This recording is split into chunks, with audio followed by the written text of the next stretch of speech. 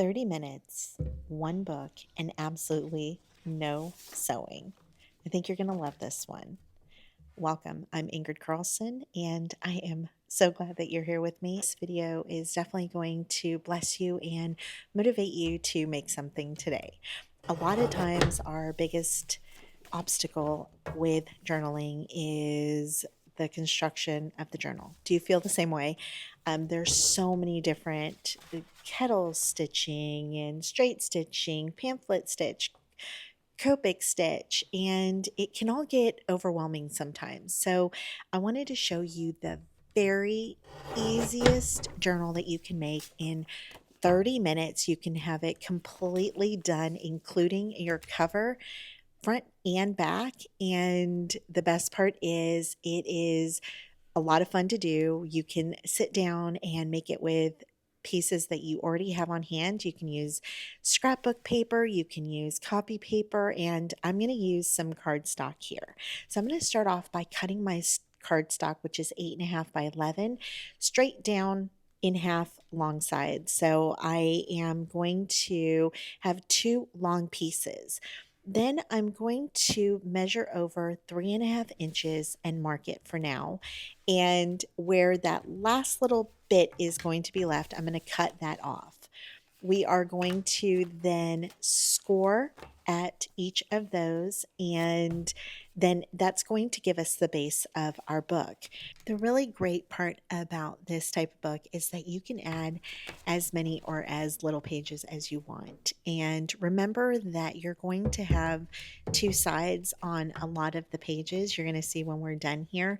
And so I would say to start small, make a small one of these, maybe do 2 sheets or 1 full sheet of paper, and see how it works out for you. You can also make these any size you want, which I absolutely love. And so this is actually a great project to work with scraps. And I'm showing you how to make this so that all of your lines are straight, but this is a fun project to make even with your scraps that are torn in different widths and lengths. And if that's something that you want to see, then leave a comment down below and we can do another fun one of these together.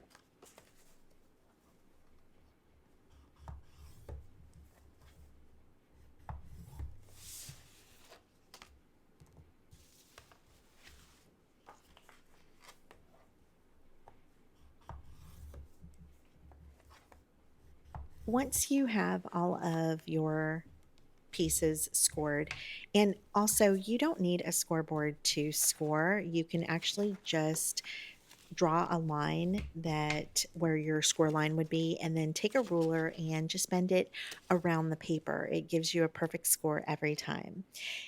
Once you do that, you're going to want to go ahead and fold all of your papers, but we're going to possibly refold them once we construct our little booklet. So this is just going to give our paper a little more pliability. So what we're essentially going to do is we're going to take one of our squares and we're going to glue another piece of the squares on top of it. And we are going to do this as many times as we want to make continual pages. So here I really enjoy using cardstock because I think it's a good base, especially for someone like me that likes to add a lot of ephemera usually that can get a little weighed down. And so for me, I think that this is the best option. But I think that this would be lovely to do with all different types of papers. And I also think it would be a lot of fun if we made one together and maybe we used a different array of papers. Maybe we can use some papers that are thinner, some papers that are thicker, and kind of have fun and play around and see what we like the best. But I definitely think pick whatever you have on hand right now. Also, if you don't have access to cardstock, something else that you can use is a cereal box. It's going to be a little harder to fold, but it will give you that nice sturdy base. And once you've mastered the folding, then it'll get easier every time. I'm going to be using a wet glue here because I think that it's going to give me the best hold. I'm going to make sure that once I press the pages together, I'm going to press down with a bone folder to make sure that I get out any air bubbles. And this really allows the papers to almost melt together with that glue. It's going to get on each of the sides and make them become one. Now I'm going to take another piece that I was going to use, and then I decided that it was maybe too many pages, and I'm going to cut out two of the squares. These are going to serve as our front cover and our back cover. What's really great here is not only are you not sewing, but you also don't have to measure anything. All the measurements are exactly the same. And for me, that just makes it takes all of the guessing out of creating a journal and brings in the fun.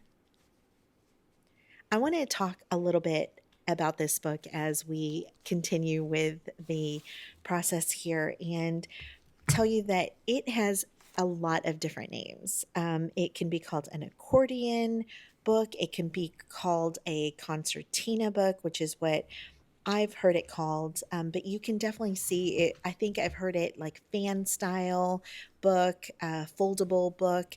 So any of these are all the same thing, and pretty much what it is a continuous zigzag of a folded strip of paper or cardstock, and it creates these pages without having to have a stitched spine.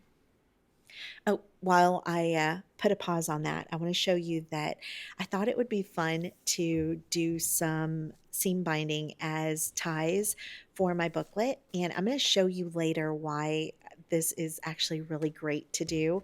And so what I'm going to do is just kind of eyeball where I think the middle is and glue down a piece of the seam binding. I want to make sure to have long enough tails on each side so that I can then tie them into bows later on.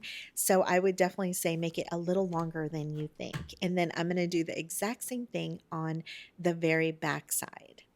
So now let's get back to what our accordion books are.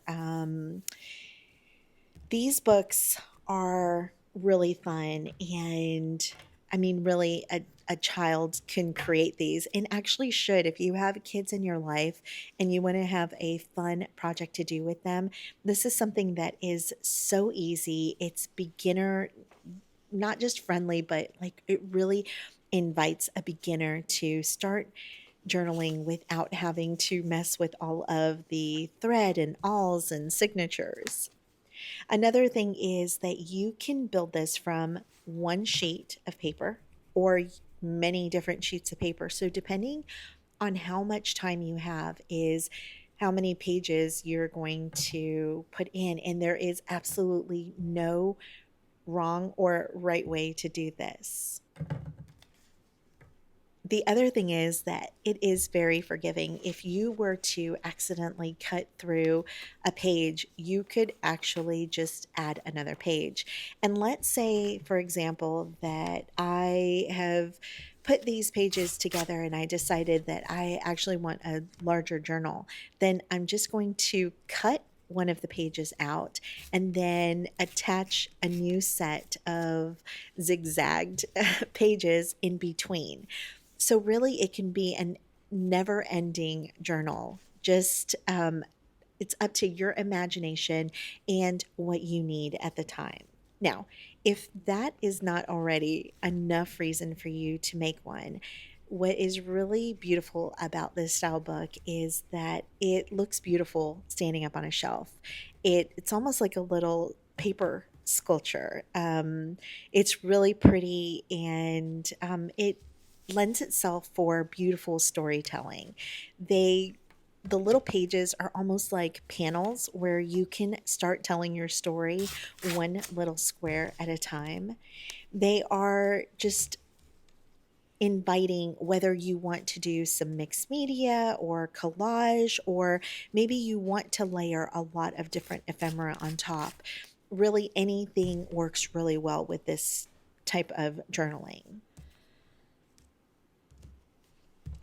The other thing that I absolutely love about this is that it packs up flat, and the way that I did it with the ties, it keeps it all together in one place without it unraveling, and you can just throw it in your bag and journal on the go. That's something that I've been wanting to share with you guys of how I take my journal out into the wild and work on pages when I'm out. And if that is something that you're interested in, let me know down in the comments because I'd love to share that with you and show you how I'll do trips to the library and work on my journal pages. And we can do it together where we pack a bag of what we're going to take, even make it minimalist so that we're not taking a bunch of stuff. And I'll show you how, even with minimal supplies, you can make absolutely beautiful journals.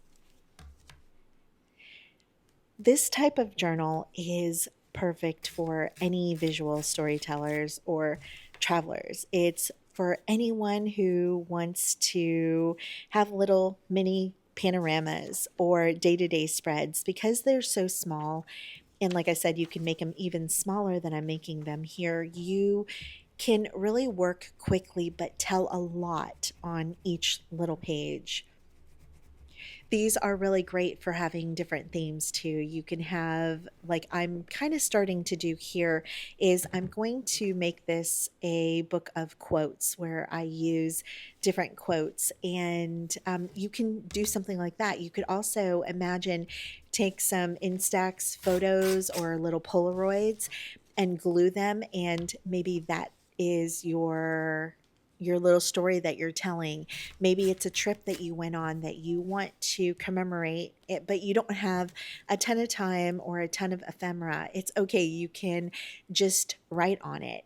There are just no rules, and there's endless possibilities for this type of book.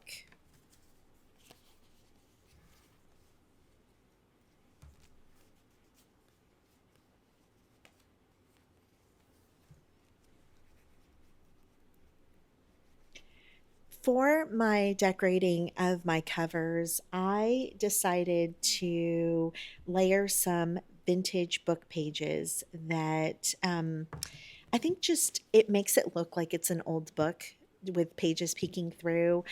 I made the pages, the first one a little bit larger than the next so that you can see that one peeking through on the back. And I'm going to go ahead and do the same for the back and the front covers and then glue them down over my ribbon. This is also going to allow that ribbon to stay put and not move around.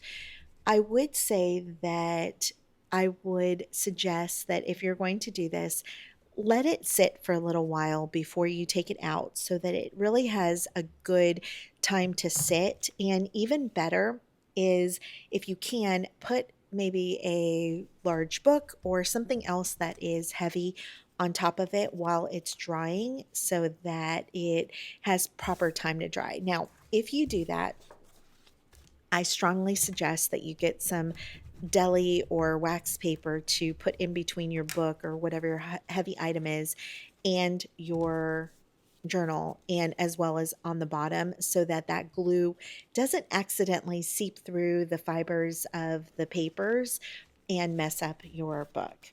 And now I'm just going to start building my cover, and I am only using scraps, remnants that I've had before. I have this little bin that has, it's actually three different bins. The top one has pieces that I have embossed. The middle one is, I think, this one, which is just scraps that I had been working on a collection, and it's just kind of added up every time I have some scraps. I throw them in there. These bins are acrylic bins from Dollar Tree, and they're really great because you can stack them on top of each other and they just lay really nicely. And then the third bin is pieces that I have that have wax melted on them. And so I'm just going to use these, and then whatever I have in here is what is going to get used on this page. I want it to be kind of more on the minimal side, but I still want to achieve that look of vintage, worn texture. And I'm going to do that by using some embossing hand painted paper, as well as this mulberry paper that almost looks like, actually, I think this one is tissue paper, not mulberry paper. And it just gives a beautiful contrast with the emboss on it and then the kind of delicate see-through quality of the paper on top of the painted paper. You have a lot of different textures, but it's not adding a lot of bulk. I'm going to finish it off by adding some staples. And again, that is adding another type of texture with the metal from the staples. And I want you to keep that in mind when you're decorating. It's not always about adding more stuff, but it is about adding something that is pleasing to the eye. And a lot of times that is in different types of textures and fabrics and things that your brain already knows that if your hand were to glide over it, it could feel the different textures. And that in itself adds so much interest.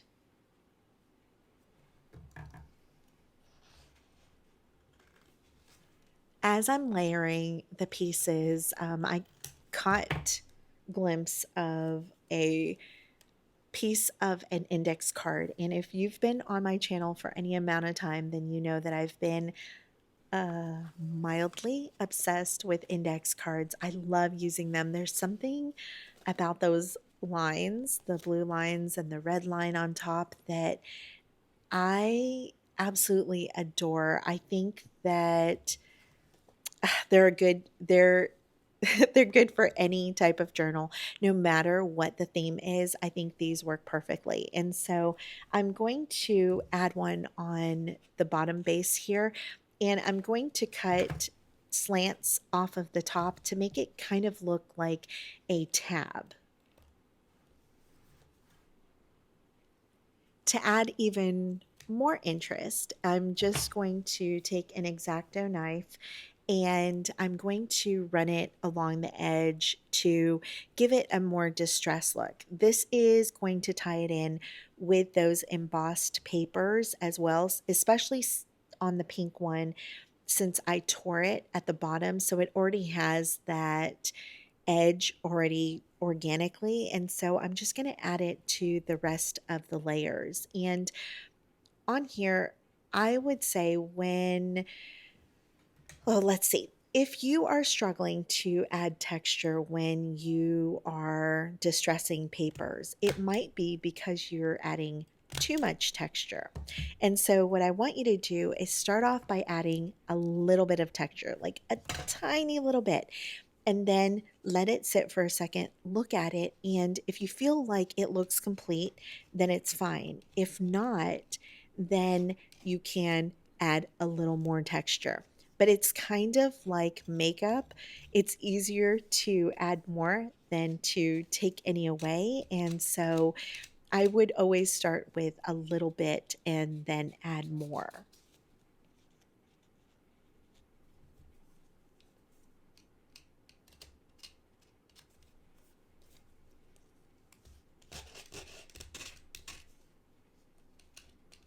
I wanted to ask you how you're doing today. Are you creating something with me? Are you just watching along? Are you maybe doing chores, maybe cooking or doing some laundry while you're listening along? I'd love to know what you're doing, because then it's like we're sitting in the same room together, just hanging out and chatting and having some fun. You can see how not doing too much and not adding really a lot of different elements can still give you a really pretty background. This has, let's see, it's one, two, three, four, 5 layers total, which you might be thinking is a lot, but to me, sometimes that is not a lot. And but it gives it so much visual interest. It also is minimal too, in a way, which I know there's a lot of layers, but it still is kind of simple in a way. And I love the simplicity of it. Because of that, it inspires me to, when I'm working on the back cover, keep it even more simple. And then on the inside, we're going to decorate 2 pages together, really 1.5 pages. And on the second one, you're going to see I'm going to go very simple, and I absolutely adore it.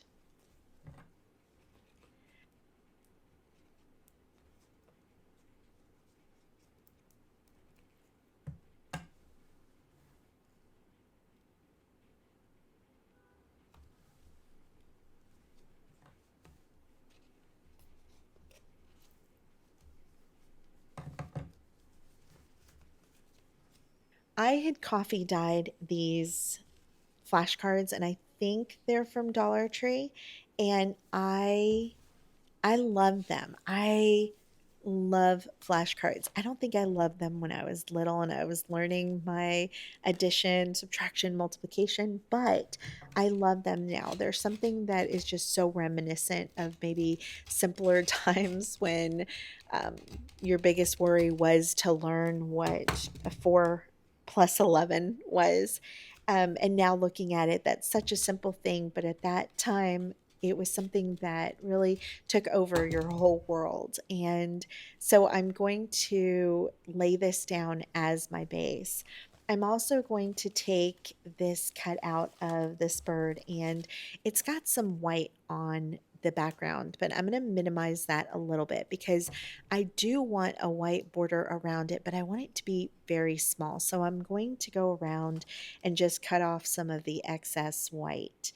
Another video that I have that is going to be releasing soon is I'm going to be talking all about fussy cutting and giving you my kind of tips and tricks and little hacks that I've gathered along through my years of crafting that might be helpful to you. So if you're not already following along, make sure that you are following the channel. And the best way to not ever miss out on my videos, because you know those algorithms, they change, and sometimes you see your favorite creators pop up on your kind of For You page, and then sometimes you go for a while and you don't see them. And it's not that they're not creating, it's that the algorithm isn't pushing them to you. So a way around this is, when you are following someone, you're going to look at on YouTube, underneath the video, there's a little bell, and that is a notification bell. When you click on that,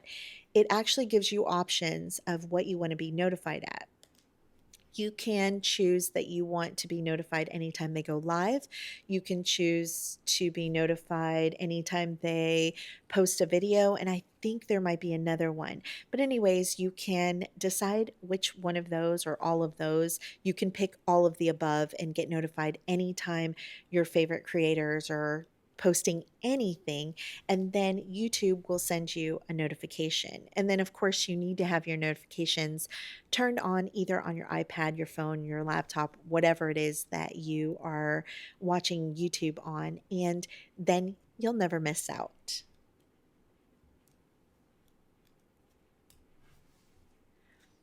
For the back spread, because I wanted to keep it in line with the front cover, I wanted it to be minimal but still have a lot of layers, or at least the look of layers. So I'm just going to play around with some different papers that I think are going to look good. I decided to, and I cannot remember what kit this is, but this is a kit if you're interested in it. If I remember which one it is, I'll leave it down in the description below. But if not, it is on my, or in my Etsy shop. Um, which is linked down below in the description. But this is like some old, it looks like pattern making notes or illustrations. And even though it is a really busy print, I think that it works because I'm layering it on top of that flashcard, which is very, very simple. It's just two different colors with some distressing, and it's just lines and numbers. And so, because of that, I think that then you can layer it with something that is more busy and loud, and it doesn't take away from the other, it just complements it. I'm also going to add a piece of a time card, which I love anything that has any kind of writing and numbers. And again, because now the colors are white and green, it's not going to compete with that illustration, and it actually just it works very harmoniously with it.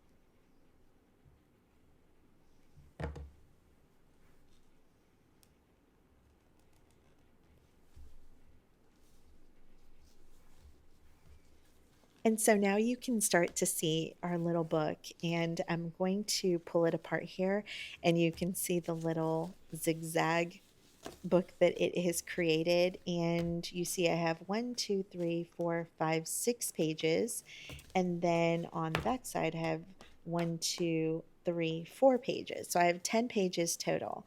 And now what I really love about this is that I'm going to be able to tie it on both sides. What is wonderful about this, and I've never done a concertina or accordion book like this. I've usually just had a ribbon that ties around the whole thing.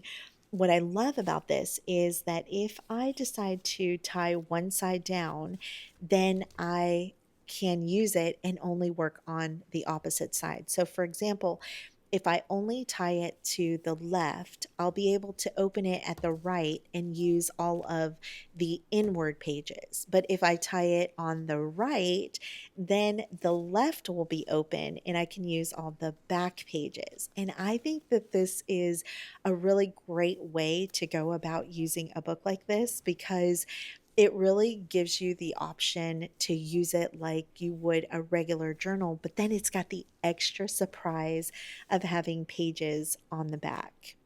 Now we're going to just go ahead and decorate two of the pages on the inside. And like I said, I wanted to focus on some quotes that I've been saving, and I think that the pages come out really sweet. I'm also using some snippet roll, surprise.